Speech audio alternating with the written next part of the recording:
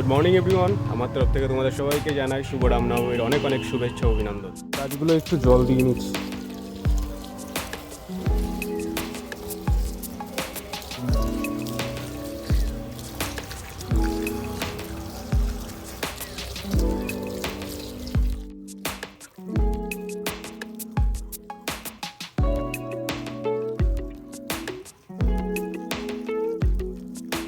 এটা আমাদের লাল চাপা ফুল গাছ, আর বাড়ির পিছনে আমি তিনটে ছোট্ট ছোট্ট চারা এনেছিলাম আম গাছে। সেগুলো দেখো কত বড় হয়ে গেছে। একটা কাঁচামেটে, একটা গোবিন্দভোগ, আর একটা সম্ভবত আম্রপালি।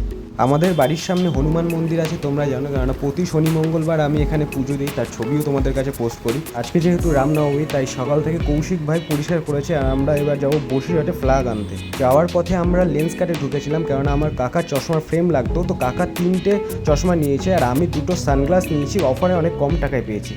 বসিরহাট থেকে আমরা হনুমানজির জন্য এই বড় ফ্ল্যাগটা নিয়েছি। এটা 100 টাকা দাম পড়েছে, আর ছোট 16 টাকা দামের 12টা ফ্ল্যাগ নিয়েছি। সেগুলো হনুমান জয়ন্তীর দিন আমরা লাগাবো। তো আজকে অনেক মানুষ হনুমান মন্দিরে পুজো দিয়েছে।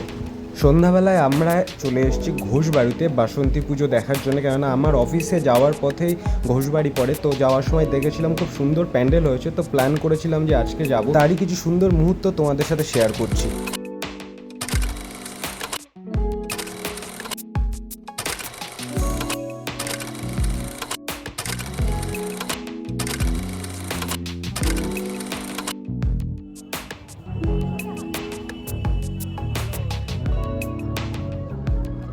এখানে বেশ অনেকক্ষণ সময় কাটিয়ে আমরা এসেছি গন্ধপুরে, দিদির সাথে দেখা করলাম। এখানেও বাসন্তী পুজো হচ্ছে। তো এখানে বেশ অনেকক্ষণ সময় কাটানোর পরে এবার আস্তে আস্তে আমরা বাড়ির দিকে রওনা দিচ্ছি। আর তার সাথে সাথে আজকের ভিডিও এখানেই শেষ করছি। দেখা হচ্ছে next video. See you soon guys, take care, tata, good by.